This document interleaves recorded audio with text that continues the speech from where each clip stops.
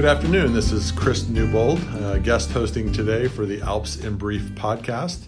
And I'm here in our offices in Missoula, Montana, with attorney and advocate for well-being, Brian Cuban, who's in here from the Dallas area.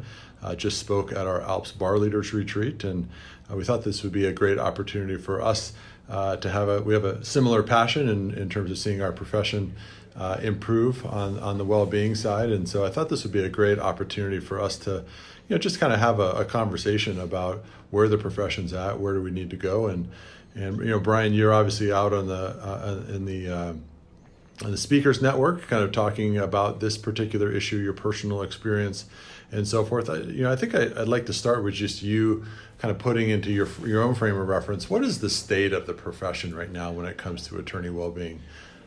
It's a state that is a lot better than it was a few years ago. We have much more awareness. We have many more engaged professionals from the bottom up, the lawyers, the bar professionals, the local bar professionals, the state bar professionals. And we have awareness in big law. We have awareness within the boutique and the sole practitioner. There are areas that we can certainly do better, and we can certainly be more impactful, but we are definitely light years ahead of we were just 3 years ago. Mm-hmm. And what do you think's driven that improvement in such a short period of time? I think you have to give a lot of the credit to the ABA and the Betty Ford Hazelton report, and that would also be Patrick Krill, who authored that report, in bringing the issue to the forefront with the staggering statistics, because I think that was a catalyst in really changing the conversation. Whatever people think of the ABA, you have different opinions, but you can't deny that report was a seminal moment. Mm-hmm. And why do you think that the issue right now is capturing a lot of attention in the legal community, in legal circles? Well, because of that report and because of the cumulative awareness, now we are looking around us and actually noticing what's going on. We may have been aware of what's going on. We may have seen what's going on. When someone dies by suicide, we are aware of it and we grieve it. But we are now much better in taking a look at that and deciding where things could have been done differently. Mm-hmm. And 3 years ago, 4 years ago, it was more about just grieving and handing out in the issue of suicide and handing out the 1-800 hotlines. Now we are moving beyond that and really look at how we can make systemic changes to at least lessen the odds of those things occurring. Mm-hmm. And you talk a lot about, kind of the impact that one lawyer can have on another lawyer, right? And the responsibility that we have to not be kind of casual observers in this. Talk about that a little bit more as it relates to, how we look to engineer a culture shift in the profession and how every lawyer can make a difference one by one. Sure. I talk a lot about not minding your own business. We have to create a culture where we are comfortable, or even if we're not comfortable, let me step back from that, because it's not comfortable. It's okay to be uncomfortable, not minding your own business. That's a human emotion. But we have to get comfortable understanding that for what it is and taking that step anyways. When we see someone struggling, when we think we might be able to, or we are wondering, you just don't know, is there a drinking problem? Is there a mental health struggle? Maybe the person's just having a bad day. To be able to not mind our own business, for one moment, step outside of our struggles, step outside of our busy day, our billing, the things we have going on, and say, how are you doing? Mm-hmm. Are you doing okay? Do you know that if you're not, you can come to me and we can talk. Mm-hmm. That doesn't require anything but empathy. Mm-hmm. And every lawyer, every person has that ability. But is that a tough conversation for an associate to have with a partner? Absolutely, and we have to follow protocols. Okay. Yep. Law firms need to establish protocols for when people are struggling. That is not realistic to expect an associate to confront a partner. Mm-hmm. Okay, but big law all have EAPs, mm-hmm. right? So there's that. We all have lawyers assistance programs Do you know as an associate, you can call a lawyer's assistance program and you can let someone know what's going on and they're not going to out you. I know that is a tough pill to swallow, and I know you don't believe that, but you can make that call. You do not have to identify yourself in any lawyer's assistance program in this country, and you can say, I'm in this firm and I think this guy is struggling. Mm-hmm. And they will take it from there. Mm-hmm. So you can do that. Within big law, and we can talk about big law and then move on to something, go down. Within big law, it's important to establish protocols that are non-judgmental, where everyone has a path. Everyone in the firm has a non-judgmental path, a path that they feel safe voicing their concern if they see someone they think is struggling. Mm-hmm. Yeah. So I can't tell them what that path is, but there should be multiple paths based on where someone is in the chain. Mm-hmm. Right down to the clerk. Mm-hmm.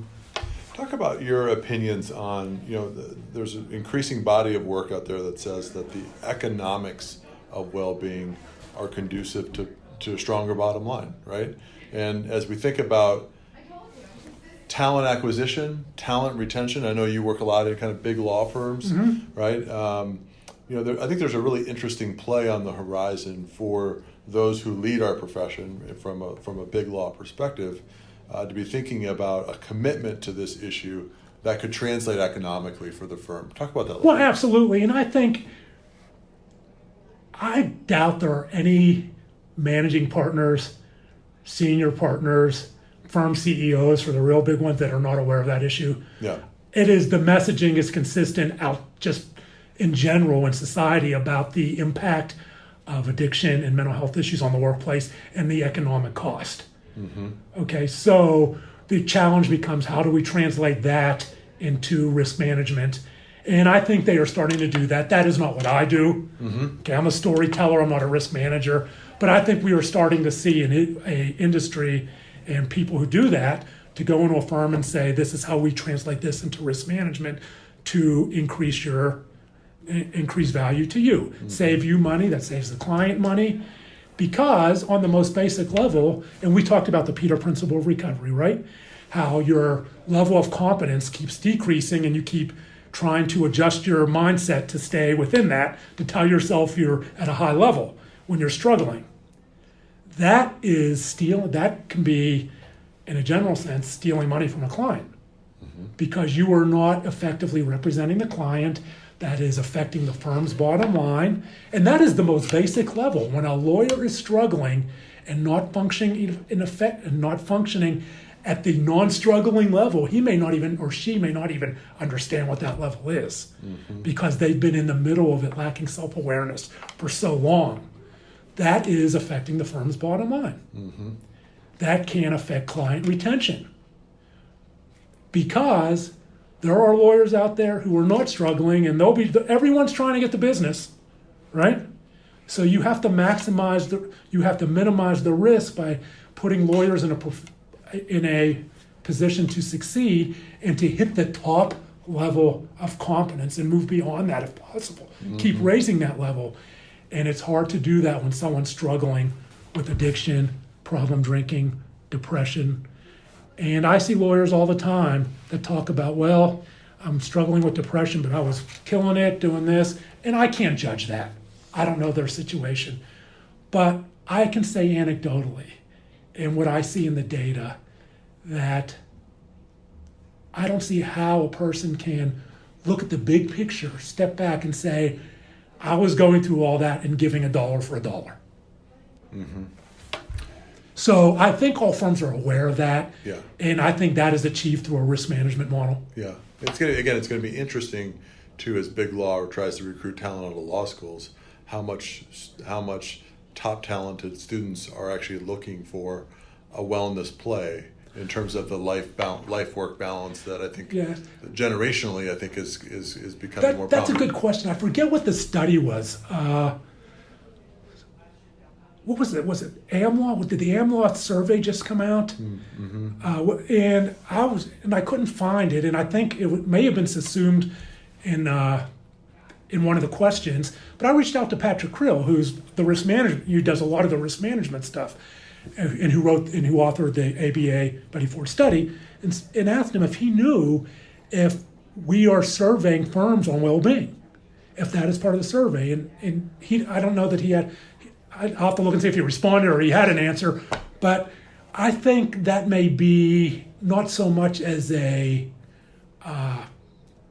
conscious play, but as a lifestyle play, as just part of an overall lifestyle. You're looking at the overall lifestyle.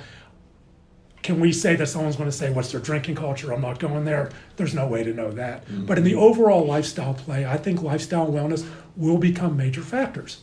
As millennials and Generation Z, who have different priorities on what they want their life to look at as lawyers and as human beings.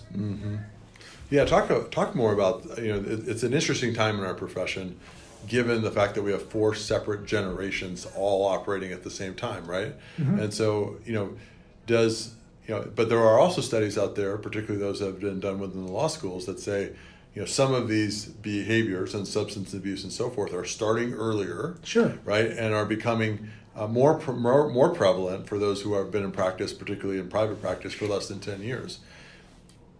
As you think about that dynamic and millennials and so forth, that's soon going to be the largest chunk of lawyers in the profession. And as you think about the generational aspects of well-being, what's your take on that? I think I think millennials definitely have a different vision of what wellness looks like than I'm a baby boomer. Than baby boomers, I come from my lawyer's culture was a drinking culture. And I think when we look at things like the sober curious movement, and what the sober curious movement is not looking at drinking in terms of whether someone is a problem drinker, is an alcoholic, but what it looks like as a lifestyle and as part of a healthy lifestyle, and whether you want it to be part of a healthy lifestyle without being judged on whether you're abstinent or not abstinent, and what that means to you, whether you're an alcoholic or you're not an alcoholic. I think millennials and Generation Z are going to look at this differently in terms of just, I want to do the things that make me feel good and that may not involve drinking. And I don't want to be judged for that. I don't want to have to explain myself. And I think that is going to be a much easier transition and a much easier conversation than it is for my generation. Because it's beginning. It is beginning. The sober curious movement is out there. We have bars within New York, there aren't any in Dallas and Austin. And you see a lot of the progressive towns where you have bars, they just serve mocktails, and they revolve the fun around other things besides getting drunk. You go out and you're drinking fake pina coladas without alcohol, and they revolve everything around the mocktails. The mocktail generation, they may be that. That's an interesting one. So if you had to assess right now well-being in the legal profession, 1 being it's at an all-time low, 10 being, I think lawyers are both healthy, happy, engaged. Where would you put that on the spectrum? I would put it, we're at a 3 or 4. Okay. 3 or 4. So and that's great. And a lot of room for improvement. A lot of room for improvement. And that's 4 is opportunity, right? Yep. 4 is opportunity, yes. And one of the biggest challenges I think we have, and if you look at big law, and with the ABA, and this isn't a criticism of the ABA at all, I think with the Wellness Task Force and everything, they have laid out the groundwork for all levels to participate, all stakeholders, solo, medium, boutique, the bar associations, all the way up to big law, corporate. I think they are laying out that groundwork, but I think when we get further down into the stakeholders, the solo practitioners, the small firm, we have a lot more work to do. And I think in that chunk is where we have the most improvement to do in our messaging and the most opportunity, because we have other challenges when we get down there. Yeah. If you work at big law, you have health insurance. Yep. And I knew big law lawyers who have health insurance and still can't find a reasonable psychiatrist or therapist. Yep. They've complained to me about it. We have this health insurance crisis on so many different levels. And in big law, within the spectrum, you have privilege. You have health insurance privilege because you're going to have it. And you're going to have the EAP. And you're going to have this. And you're going to have that. I don't know what the stats are, but I know anecdotally that a lot of solos cannot afford health insurance. Yeah. So when you can't afford health insurance, what are your options? You're going to 12-step. You are going to county. Mm-hmm. Lord, I want to go to county and get free treatment. That's very shameful, right? If you even have that option as a reasonable option in your city. Mm-hmm. A lot of cities have terrible county free health services. And so we have that stigma of the solo practitioner and the medium. I don't have health insurance. I'm a lawyer. I'm not taking advantage of free, right? That's I can't. So they don't tell anyone. It's shameful. Yeah, and it's a. So how do we solve that? I mean, obviously, in our book of business with ALPS, I mean, we specialize in small firms and solo practitioners, and 65% of the policies that we issue are to solos, and they're generally a higher malpractice risk, right? Because they don't have a support network around them. You can't stop into Brian's office and say, hey, let's have a conversation about this particular case. You have to build networks. You have to build connections in very different ways, which makes it, I think, a much more challenging. And it does, and it's a challenge where you're struggling. I mean, it's going to be dependent on this particular situation, but you're making what would be in a vacuum decent money. You have a family. You can barely, after everything, then you can barely support your family, you're more able to speak to this. You have a deductible that you can't meet anyways, even though you have health insurance. Yeah. So that's this almost as being uninsured. Yeah. So we have all of those issues, and I don't know what the solution is but that is one of the things that is a huge barrier to wellness and within the profession, health insurance, and the ability to pay for getting well, the ability to find people to get us well. We are becoming a cash-only society in terms of wellness. I consider myself very lucky because I have a psychiatrist I've been seeing for 15 years, and he treats. And I'm one of the few treating psychiatrists out there, right, with his therapy. But we also have the ghost networks that you may be familiar with, and I'm getting off on tangents, but where you can't, even if you have health insurance, you can't find a treatment provider. Yeah. Because they don't take insurance. Mm-hmm. So where do we go? Again, a lot of good activity now happening, right? You got Pledge, you got some state task forces going, got a lot of discussion, right? I think societally, we're seeing more vulnerability to talk about these issues, right? Whether it's Hollywood stars or sports stars, or there's just more discussion, which I think is healthy. If we're a 3 or 4 right now, how do we get to a 6 or 7? How do we start to move the needle? Culture shifts in any society or it's one person at a time. It's one person at a time. If you're talking, there's no magic pill to culture shift. We talked about this. It is one person at a time. It is one bar association at a time. Yep. It is one law firm at a time. And you hope that the Malcolm Gladwell theories click in and you hit a tipping point, right? But it is much more, again, on different levels societal. If I can't afford treatment, what's the difference what the path is? If I can't get there, why should I tell anyone if I can't afford to get there? In Texas, we have a fund where if you go to them, a lawyer can get treatment. And I believe it's an endowed fund that privately, and maybe someone will correct me on this when they listen to it, but we have to find different ways to, it's more than just laying the path. People have to be able to walk on it. And if you can't afford to get the help other than 12-step, and 12-step is great, smart recovery is great, refuge recovery is great, they're all mutual aid. Mutual aid is not treatment. Mutual aid is maintaining connection, which is important. If you can't afford the treatment and you have no way through that path, that's a huge problem that goes beyond the legal profession. So when we talk about the legal profession, what we can do, I think we have to have a more societal view of that. How do we correct that? Yeah, there's an interconnectedness to a lot of different issues. Can't sever this out. Yeah. You can't sever out health insurance. You can't sever health insurance accessibility from all the other issues within the profession. Yeah. Yeah. Because most of the profession is solo Yeah. and small. How are you? And even on a tangent, one of the reasons I got involved in the well-being movement was I feel like there's a gap in expectations for what people think practicing law will be like, and ultimately what they find that it's going to be like, whether that happens in law school, or whether that happens because of law school debt. That, again, to be a good lawyer, one has to be a healthy lawyer, and more people are finding themselves boxed into a spot. That's right. Where they're actually doing something that they're not finding professional satisfaction in, which is then can cause other than things to kind of spin off from there. I agree. And every lawyer is a story. Okay? Every lawyer is more than just the person under stress.